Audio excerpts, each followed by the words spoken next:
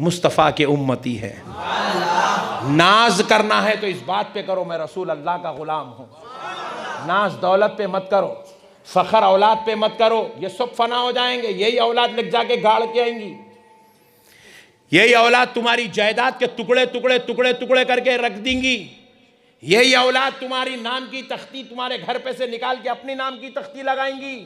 यही औलाद मरने के बाद तुम्हारी खबर पे फातिहा पढ़ने आने के वास्ते 40 मरतबा सोचेंगी, अब जाऊं, अब उतनी दूर जाना, पढ़ के आना। किसी का कोई रिश्ता काम आने वाला नहीं है। मगर खुदा की कसम, यहां अनंतपुर में मर रहे हो, अनंतपुर के कब्रिस्तान में जाओगे, सब खबर में डाल के पलट जाएंगे, मगर मदीने से आमेना का लाल खबर में तशरीफ लाए। मेरा नबी वहां भी तन्हा छोड़ने वाला नहीं है। नबी कहेगा सारी जिंदगी हम बोलते रहे सुबह से ओला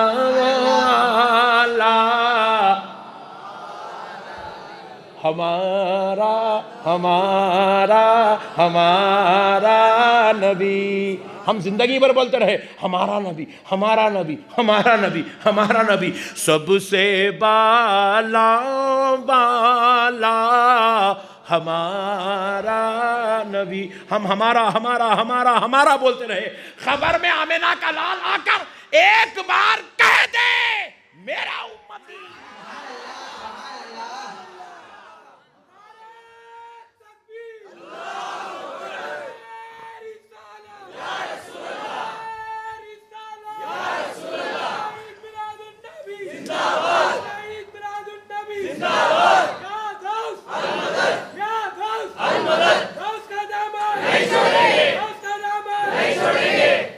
वाह सुभान अल्लाह।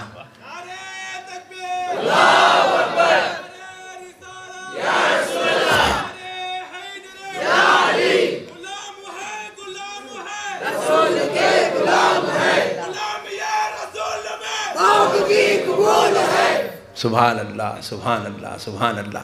दोस्तों, अब सरकार के गुलाम है ना, दो काम करना करेंगे। एक 5 वक्त की नमाज पढ़ना, क्योंकि नमाज में हुजूर के दरबार में हाज़िरी होती है।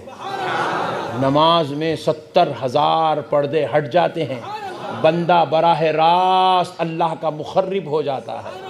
अल्लाह अकबर। और हुजूर से ताल्लुक़ पैदा होता है अत्तहियात के ज़रिए से। तशहुद में बैठकर अत्तहियात पढ़ने से हुजूर से ताल्लुक़ पैदा होता है। क़ायदे में बैठकर तशहुद पढ़ने से हुजूर से ताल्लुक़ पैदा होता है। हुजूर से ताल्लुक़ पैदा होता है। पढ़ेंगे नमाज, 5 वक्त नमाज में कोताही नहीं। अपने को उस रोज़े रोज़ाना रखना नहीं है, हज रोज़ाना करना नहीं है, महीने में करना नहीं है, 8 ज़िंदगी में 1 वक्त।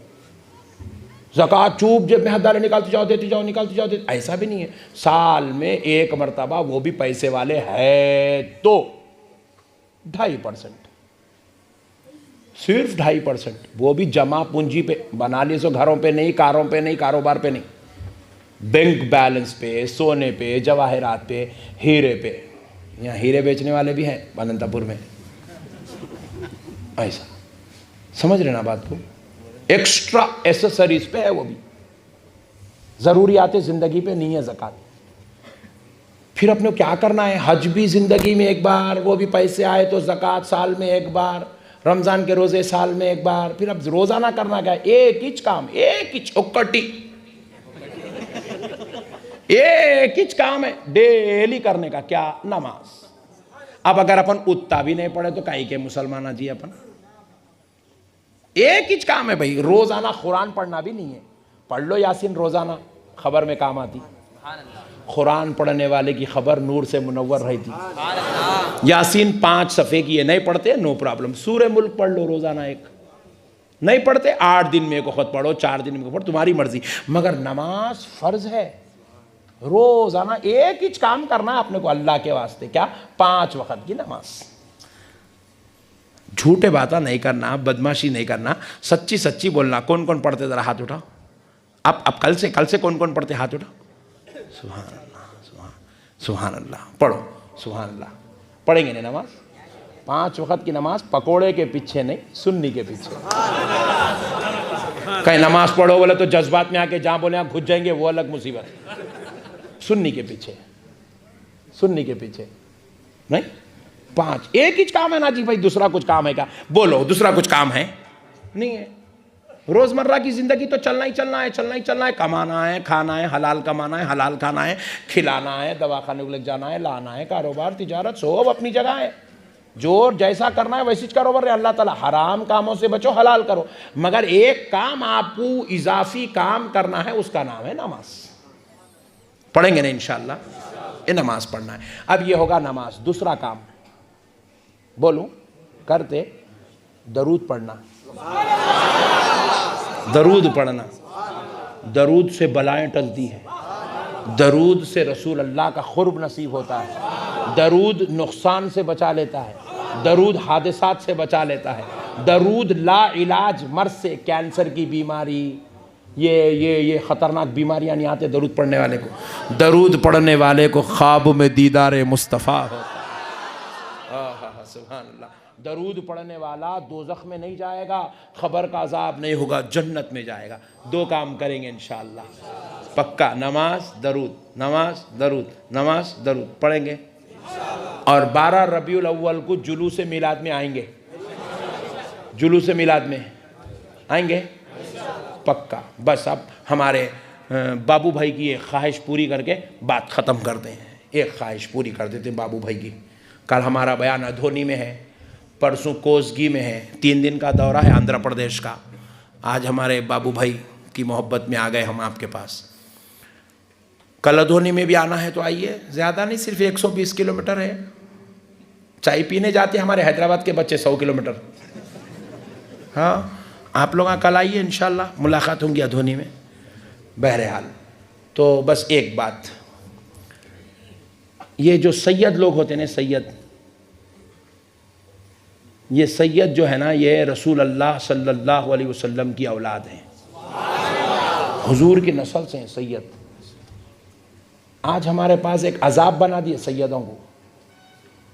क्या अजाब बना दिए? घर को रिश्ता जा रहा, रिश्ता गया तो बच्ची का बायोडाटा है, बाबा का नाम लिखे हुआ है सैयद अब्दुल हमीद। बच्चे की अम्मा देखी, आई सैयद का रिश्ता लाए क्या जी अम्मा? हाँ नहीं जी अम्मा, हम लोग सैयद को नहीं करते शादी, लेके जाओ, फोटो भी रख लो, बायोडाटा भी रख लो, हम आपको दिखाओ। तो हम पूछे भाई नौज़बिल्ला, सैयद की बच्ची को शादी नहीं करना, ऐसा कहाँ लिखा हुआ है? ये मनहूस अकीदे हैं, मनहूस। और मैं कहता हूं सैयद की बच्ची को लाओ अपने घर को। एक तो बच्ची रहमत है, और फिर वो बच्ची रसूल अल्लाह की औलाद में से है, तो डबल रहमत है, डबल। सैयद घर को आ गई तो घर बर्बाद नहीं होता, घर आबाद हो जाता। सैयद की बच्ची को लाओ। तो हमारे अनंतपुर का एक 1.5 होशियार था, मिसाल दे रहा हूं समझाने, कौन है पूछेंगे वो अलग मुसीबत। एक 1.5 होशियार, आई मुल साहब सैयद की बच्ची को ला के झाड़ू मारने लगाए तो कैसा मुल साहब? तो मैं बोला खान साहब की बच्ची को झाड़ू मारने लगाना जायज है क्या? भाई सैयद की बच्ची हो, खान साहब की बच्ची हो, शेख की बच्ची हो, मिर्जा की बच्ची हो, उद्दीन की बच्ची हो, किसकी भी बच्ची हो, जब उन्हें बीवी बन गई तो उसको घर की उमूरे खानादारी की जिम्मेदारी है। सैयद की बच्ची भी झाड़ू मारना, खान साहब की बच्ची भी मारना, पठान की बच्ची भी मारना, शेख की बच्ची भी मारना, मिर्जा की बच्ची भी मारना। अरे नालायक हो, सैयदा कायनात झाड़ू मारा करती थी। और सैयद की बच्ची जिस घर में झाड़ू मारती ना, उस घर से सिर्फ कचरा साफ नहीं होता, बलाएं भी साफ हो जाती है।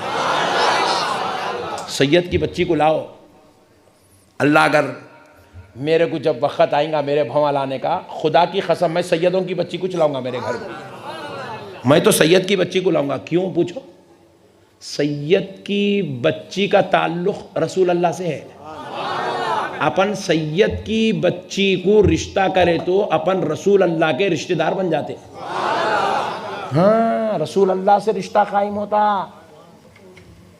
हाँ मेरे भाई, और अपनी बच्चियों को सैयदजादों को देना, अपनी बच्चियों को सैयदजादों को देना। आप पूछेंगे क्यों? इसलिए देना सैयदजादों को, अपनी बच्ची जब माँ बनेंगी तो किसी ऐरे गैरे की नहीं, सैयद की माँ बन जाएगी। अपनी बच्ची के पेट से सैयद की नस्ल आगे बढ़ेगी। तो अपनी बच्ची सैयदों की नस्ल आगे बढ़ाने में जरिया और सबब बनेगी, तो इस अदा के सदक़े में अल्लाह उसकी मग़फ़िरत फरमा देगा।